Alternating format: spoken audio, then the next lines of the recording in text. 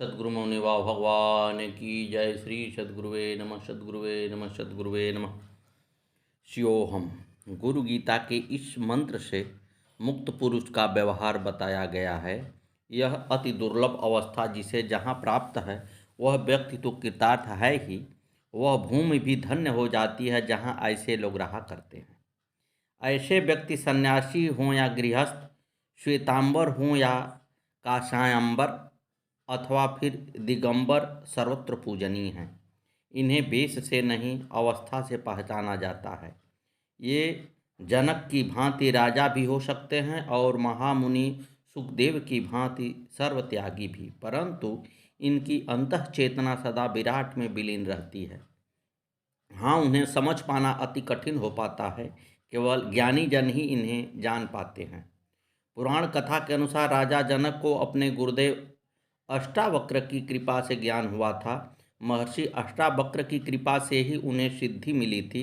साधना से सिद्धि की यात्रा कर लेने के बावजूद वे गुरु आदेश से अपने कर्तव्य का निर्वहन करते रहे। उनके लिए सभी कुछ समान था, परंतु मूढ़जन इस रहस्य को समझ न पाए और उन्हें साधारण गृहस्थ समझने की भूल करते रहे। इन्हीं दिनों महर्षि विश्वामित्र जी ने वेदांत विदों का एक शिविर मिथिला नगरी में लगाया। इस शिविर में देश भर के ऋषि मुनि, त्यागी, तपस्वी, वेश में कमंडलधारी सन्यासी सभी पधारे। सद्गुरुदेव भगवान की जय। महर्षि विश्वामित्र योगी, याज्ञवल्क महर्षि अष्टावक्र सरीखे पारदर्शी ज्ञानी जहाँ रोज प्रवचन देते। इस प्रवचन कक्षा में राजर्षि जनक भी शामिल होते, परंतु आंडवर में घिरे कई वेशधारी सन्यासी उन्हें अपेक्षा की नज़र से देखते।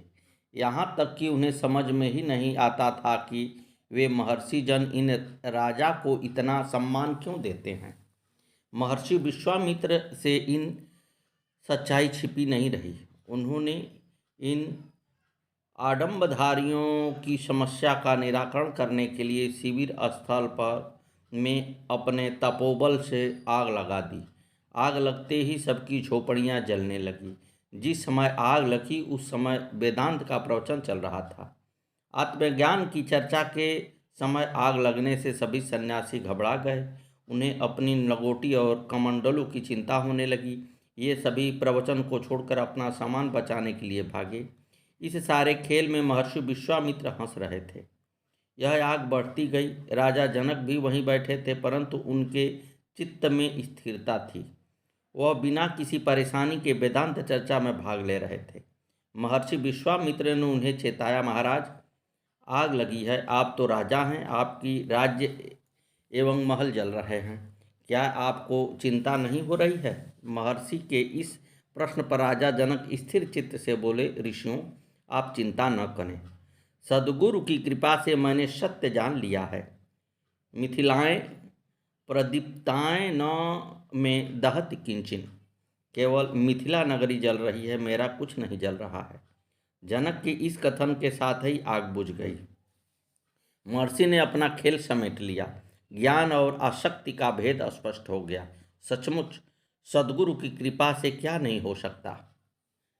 सद्गुरु के महामंत्र का साधना से सद्गुरु का सामीप्य एवं सद्गुरु की कृपा दोनों ही संभव है।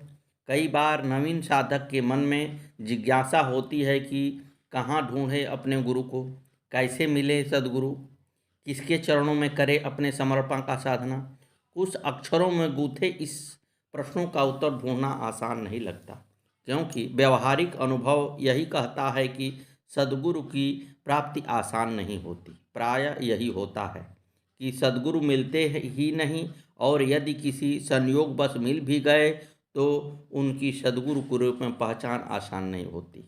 यह एक ऐसी जटिल पहेली है जिसे हल करने में लोग अपना संपूर्ण जीवन गंवा देते हैं, फिर भी समस्या ज्यों की त्यों रहती है। इस समस्या के समाधान में एक अनुभव कथा कहने का मन है। यह कथा एक किशोर वय के साधक की है जो अपने सद्गुरु को ढूंढ रहा था। अपनी इस खोज को उसने अपनी साधना बना लिया। उसकी इस साधना के तीन पहलू रहे। पहला, गुरु गीता का आस्थापूर्वक पाठ। दूसरा, गुरु रूप में भगवान शिव का वरण। एवं तीसरा, गुरु मंत्र के रूप में गायत्री मंत्र का जप। जो सतत साधना करते हैं, जिनका शास्त्र ग्रंथों का सम्यक अध्ययन है, शास्त्र ग्रंथों का, वे इस सत्य को भली भांति जानते हैं कि भगवान शिव अपने दक्षिणामूर्ति स्वरूप में सभी प्राणियों के गुरु हैं। इस रूप में वे सभी को सद्गुरु प्राप्ति का वरदान देते हैं। कोई भी साधक यदि उपरोक्त साधना ठीक ढंग से करता है तो एक दिन भगवान शिव ही उसे उसके सद्गुरु का परिचय देते हैं और उनकी प्राप्ति कराते हैं। अनुभूति कथा के इस किशोर साधक को भी अपनी यह साधना निरंतर 8 वर्षों तक करनी पड़ी। अंत में एक दिन स्वयं भगवान सदाशिव ने उनके स्वप्न में आकर कहा, देख मुझे पहचान, मैं हूँ तेरा सद्गुरु। और इस स्वप्न में ही भगवान शिव का दिव्य कलेवर उसके सद्गुरु के रूप में बदल गया। हाँ, यह बात अलग है, इस स्वप्न परिचय का साकार होने में उसे 2 वर्षों की साधना और करनी पड़ी। इन 2 वर्षों में परिस्थिति चक्र में आश्चर्यजनक मोड़ आए। उसे उसके सद्गुरु का सानिध्य भी मिला और कृपा भी। यह सत्य कथा किसी भी साधक के जीवन का सच बन सकती है। सब प्रयास हो, भाव भरे मन से साधना बनी रहे तो सिद्धि बनते देर नहीं लगती। गुरु गीता के पिछले क्रम में भगवान भोलेनाथ ने जगत माता से ऐसे सिद्ध साधक के विषय में कहा था कि ऐसा मुक्त पुरुष स्वयं सर्वमय होकर परम तत्व को देखता है। वह इस सत्य का अनुभव करता है कि आत्म तत्व ही श्रेष्ठ है। श्री गुरु कृपा से इस परम तत्व का अवलोकन करने के बाद यह शिष्य साधक सभी आसक्तियों से रहित, एकाकी, निष्प्रिय, शांत एवं स्थिर हो जाता है।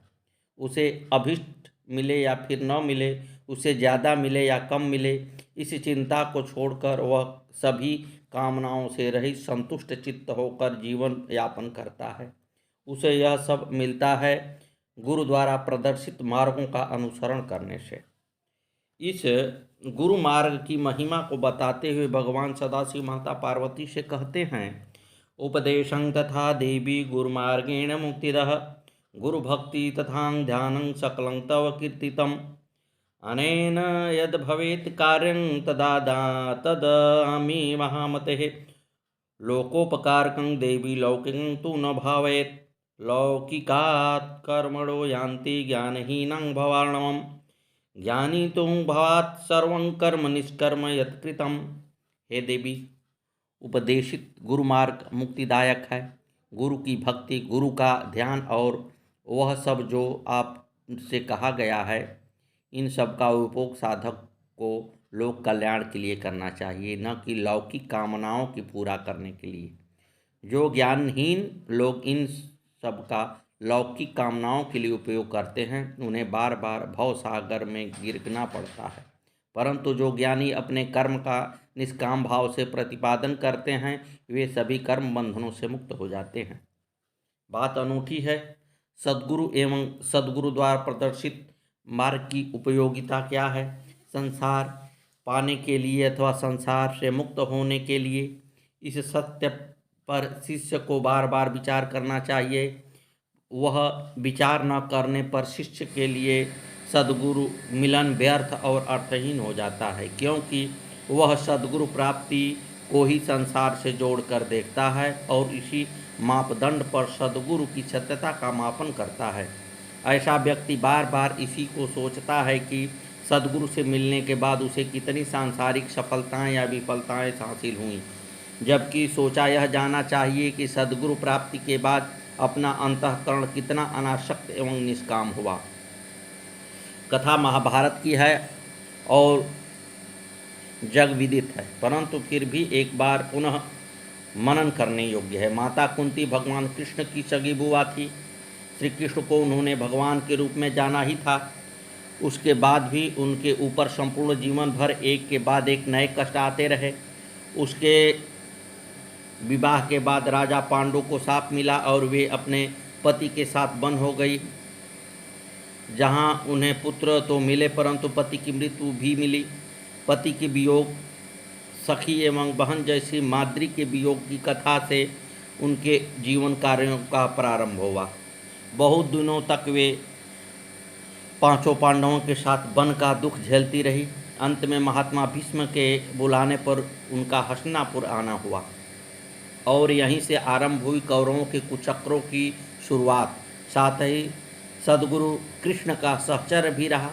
लाक्षागृह, बरणावत और अग्निकांड, फिर उससे बच निकलना, बाद में पांडवों को द्रौपदी से विवाह, परंतु साथ ही राज्य के बंटवारे में पुनः छल और पांडवों का खांडव प्रस्थ का बीहड़ बन दिया जाना, जिन्हें उन्होंने अपने बल कौशल से इंद्रप्रस्थ के रूप में संवारा। पुनः कौरवों की ईर्ष्या और जुए के कुटिल खेल का प्रारंभ, इसमें द्रौपदी का अपमान और पांडवों का पुनः वनवास, वन में 12 वर्षों तक निरंतर कष्टों का सहन करना, फिर 1 साल का अज्ञातवास में छिपे रहना। इसके बाद प्रारंभ हुआ महाभारत का महासंग्राम और इसके बाद कुंती का पुनः वनगमन और वहाँ उनकी मृत्यु। इतनी दुस्सह व्यथा सहने वाली कुंती से जब श्री कृष्ण ने पूछा, बुआ तुम्हें क्या वरदान चाहिए, तो उन्होंने बड़ी भक्ति से कहा, हे केशव, मैं दुखों का वरदान चाहती हूँ। चकित कृष्ण ने उनसे जानना चाहा, इतने दुखों के बाद फिर से दुखों की चाहत क्यों है? तो वे बोली, हे केशव, जीवन के दुखों में तुम्हारी याद बहुत आती है और हे भक्तवत्सल प्रभु, मैं तुम्हें कभी नहीं भूलना चाहती। सो हे जनार्दन, वे दुख बहुत अच्छे लगते हैं जो तुझे तुम्हारी याद दिलाते हैं। बस यही सच्चे शिष्यों का स्वर है, जो वह गुरु से कहता है, उनसे मांगता है। जो इस तत्व को, सत्य को जानता है, वही शिष्य है और उसी ने गुरु गीता के मार्ग को जाना है। सद्गुरुदेव भगवान की जय। श्री मौनी बाबा भगवान नमो नमः। आगे की कथा कल।